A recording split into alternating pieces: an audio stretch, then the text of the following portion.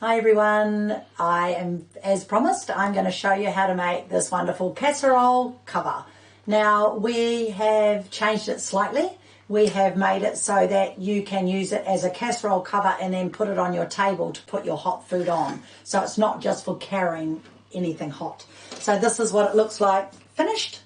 And this one I've actually stripped pieces of fabric together and done a bit more work. But the one I'll show you today is just fabric all on the front and all on the back without any piecing. So the handle is just 2 layers of fabric. This one I've put together with D-rings. The one I do today I will use fabric only, because if you want to make this at home you haven't got any D-rings because all the shops are shut. So let's go. So this one I've made it so this can be opened up and I just lay my handle down and then my hot food can go on the table like that, and it's a mat, so it's brilliant. So to put it in, you just sit this on here, you bring your D-ring up, you put your handle through one D-ring, you put your handle through the other, and there you've got it. One of my ladies said they'd be really good for weighing babies, maybe. So this one I'm just going to show you. I'll get rid of that. This one I have just stripped pieced a whole lot of fabric together because I did it in my strip club. And I've been showing the ladies how that if you don't use your 505 spray and put all your fabric together, how when you're stitching it moves. So you can see it's not sitting flat, because I did this on purpose to show how amazing the 505 spray is. So this side is strip pieced and I'm been quilting it. And this side I have done part log cabin. So I've started with a little square in the middle, 2.5 inches. I've sewn my next one on and I've sewn a round. So I've done 1 round, I've done 2 rounds, I've done 3 rounds, but on the 4th round I've only done the side, 1 side, 2 sides, so that it makes it the same size. So it was just a bit of fun in strip club. So they're all 2.5 inch strips of fabric and it just makes it a little bit more interesting. Okay, so today the one I'm going to do, I'm going to show you, is just normal fabric. And so I've got 3 layers of fabric. So what you make this casserole cover with is Insulbright. Now Insulbright is for heat. So it has 1 layer which is shiny and 1 layer which is dull. The shiny side is the side you want up, facing up for the right side. So that's where the heat's going to go. So this particular one here, I have got the shiny side facing up, so this is my right side. Then you have a layer of cotton batting. So this cotton batting has a fluffy side and it has a scrim side on the back. So that side is with the fluffy side up. So I will spray these 2 layers together to make 1 fabric. Okay, so I've got a couple here that I just want to show you. So if I can just pull up this corner, that's perfect. So this is my Insulbright. This has all been sprayed. This is my wadding, and that is my backing. Okay, so the first thing I did with my 505 spray, just to quickly show you, spray, put those 2 together. Spray the top, put those 3 together.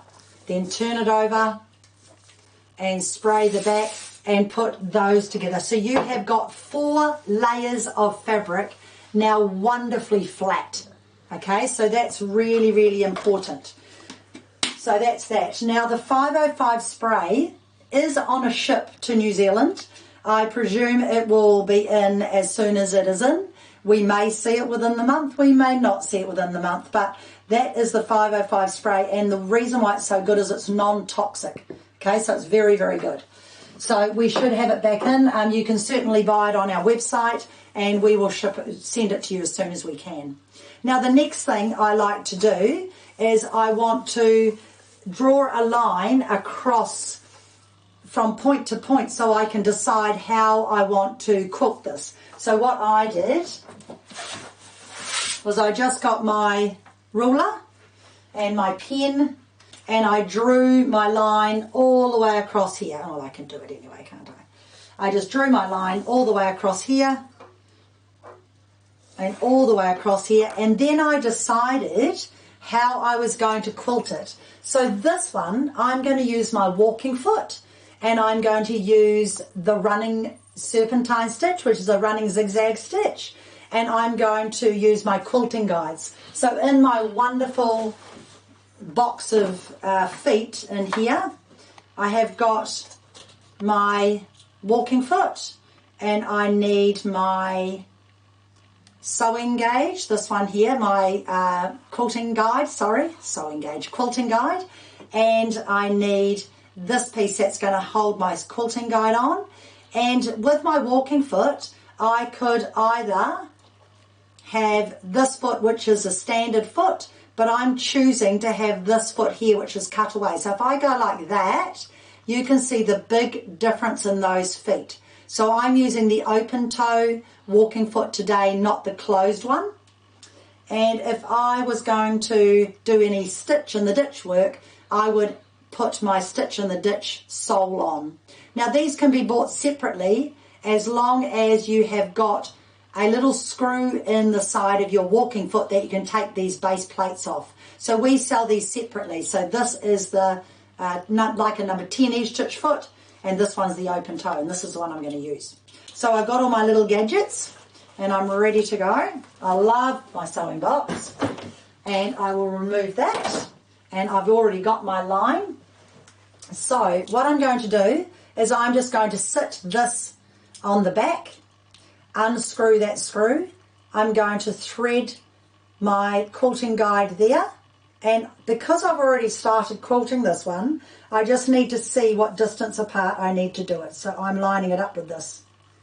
Okay, if I hadn't already started, I would just get that out of the road, do one row of stitching all the way down, and then now I'm going to follow that row of stitching for the next one. Excuse me. So I'm just going to see which is my right side and which is my wrong side. This is my right side, so this is the side I'm working on. So I'm going to get rid of my jewel feed. Please, please, please do not use your jewel feed when you're using your walking foot. And I've had a lot of people get very confused about, I've got a bit of dust in there, about how to put on their, I can see a really big bit of fluff, look at that, on how to put on their walking feet.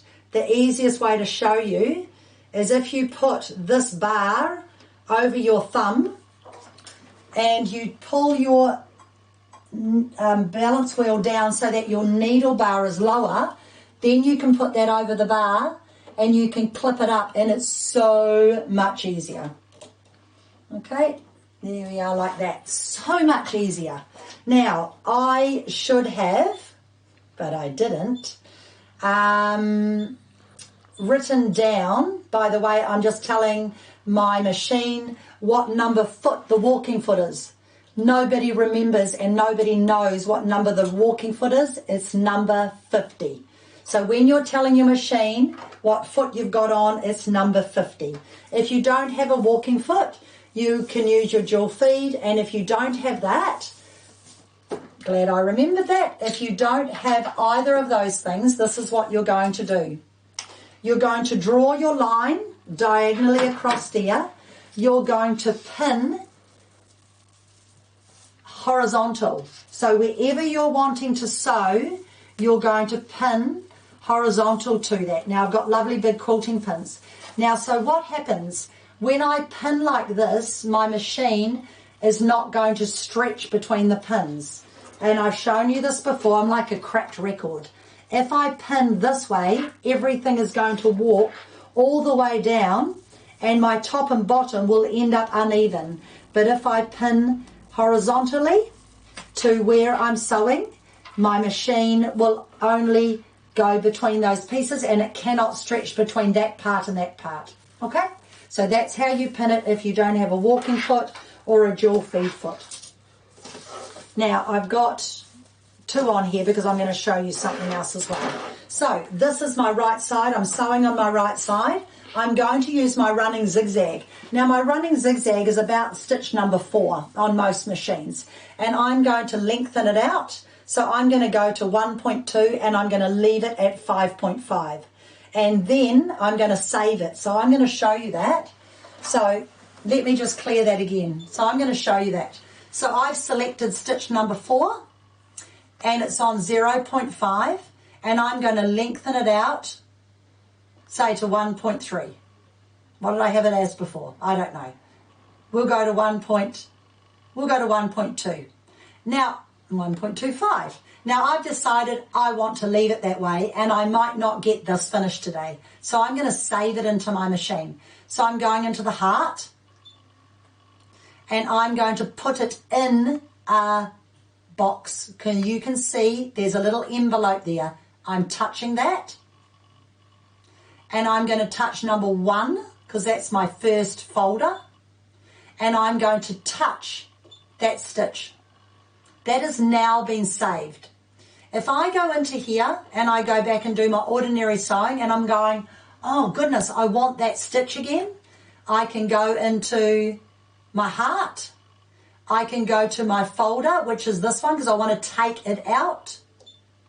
And I can go to number 1 and I can touch it, and there's my stitch. Okay?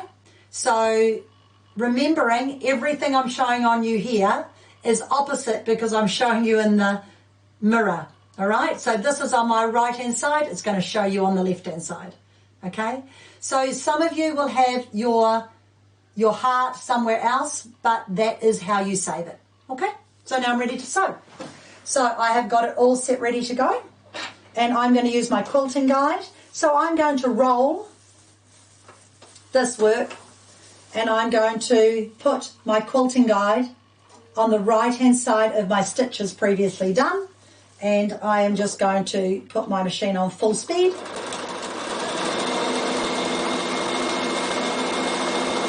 And I'm going to let the machine do all the work.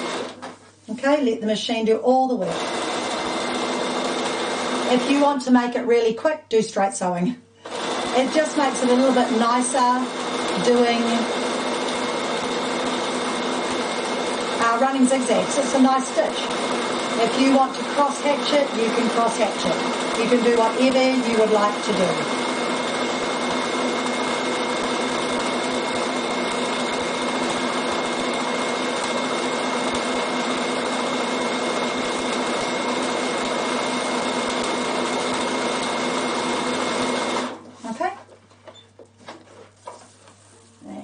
Thread, and then roll it, and then go down. So you can do your whole of your fabric. I'll just do one more row,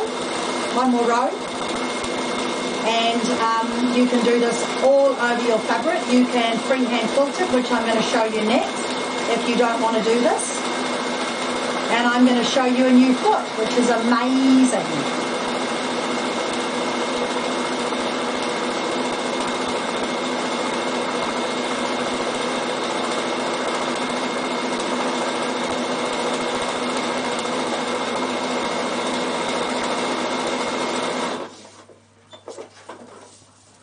Okay, I am just going to do that now. So pretend the whole thing is quilted. Now what I'm going to do is I'm going to, in this corner, bizarre but true, I am going to show you how you can freehand quilt it if you would rather freehand quilt it. So I'm going to drop my feed dogs down, and I'm going to get the coolest new foot out. So this foot is a height adjustable foot. Oh, don't drop it, goodness me. And Bernina have designed this foot so that you can adjust the height here. So can you see this little screw? I can adjust that height. So that is my foot flat down, and it will jump over my work. If my fabric, my waddings and my fabrics is thicker, to make it easier, they have made this so I can wind this up. Look, it goes quite a long way, and adjust it, okay? And, you know, like, is actually amazing. And I thought, oh, no, this will be fine. I can just do this, but I found this foot easier. Now, you'll notice the whole front of the foot. Can I go like that? Can you see that clearly? the whole front of the foot is cut away, so it's actually an open toe height adjustable foot. Now this new foot is foot 73, all right? So it's foot 73. So this is the new foot, and it is actually amazing. And it fits on all the models that take the V version. Now I've told you this again, and I'm going to tell you once again and explain it. Right. So say you've got a sewing machine that isn't a big machine like this, but it still takes these feet. The front of the feet are flat, and the back has got like a V cut out. That is called a V version. So all of these feet can fit on any of those machines. So they go a long way back now, the V version. So don't think these are only designed for the new machines. They are designed for all the machines that take the V version. So we're talking from an Activa 125 upwards. They all fit, okay? So foot number 73. So I'm going to wind this back down, probably to about half, okay? And I'm going to show you on the screen also, you can take your foot pressure off like I showed you before, so that there's not so much foot pressure on here if you don't have one of these feet. So I'm just going to show you on here. I'm going to go to straight sewing. I've dropped my feed dogs down. Remember, this is the foot pressure here. You touch that and you can change this so your foot pressure is not so harsh on your machine. So any foot you're using, doesn't matter what any foot it is, you can take that foot pressure off. And I don't think people are using it enough. So you can take the foot pressure off if you need to. And we do that when we're doing a lot of sewing with thick thread. I'll just put it up to there. Okay, so I'm just going to put on this new foot. Oh, let's see if the machine will have read this foot. So what did I say? 73. So let's have a look. 0 to 9, 73. 72. 7372. 72. So it only does the 72 foot at this stage. So I need to upgrade my machine. So the 72 is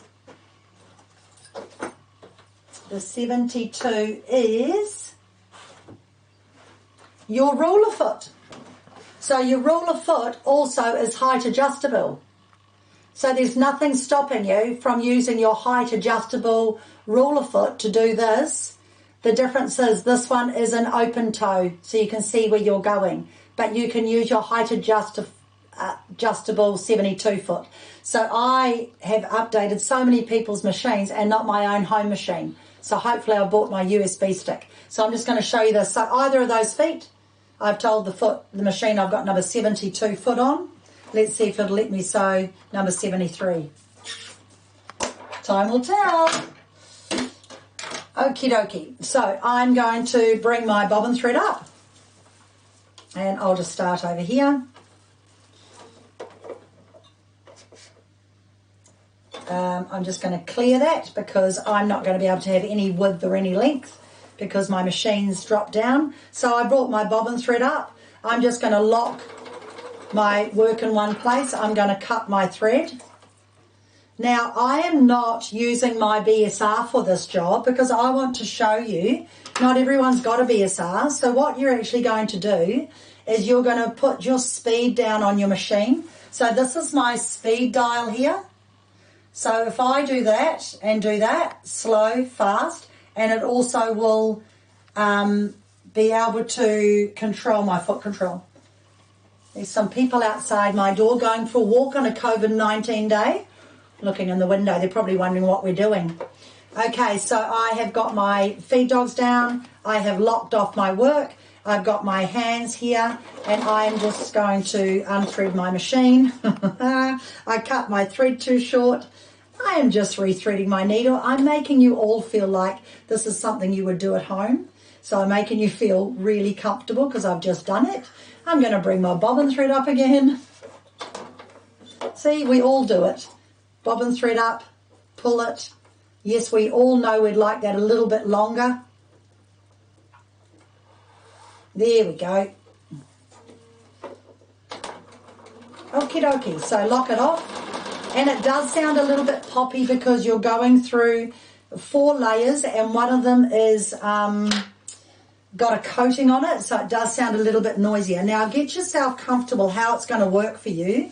I like to just maybe go on an angle like this. And I've got my hands nice and flat. You can put gloves on. And I have got my machine on half speed, but I'm putting my foot flat down.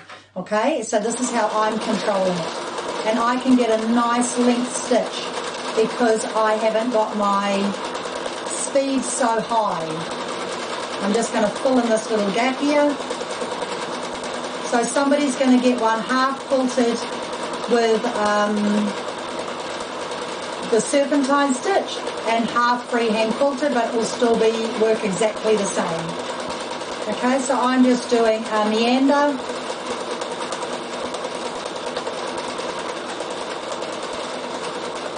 And that is how you can do it. And this is so much easier. If I had this flat down, like this, oh, sorry, that's up. If I had this flat down, like that, that is so much harder to move. It's ridiculous. So you take the pressure off, and the more you take the pressure off, oh, that's so much easier. It's amazing. You won't even know yourself. You just can't, unless you try it, it's amazing. So it's really good when you're doing thick work like this. So you can just meander it and fill all that in. I'll just go to the side because I have other things to show you now.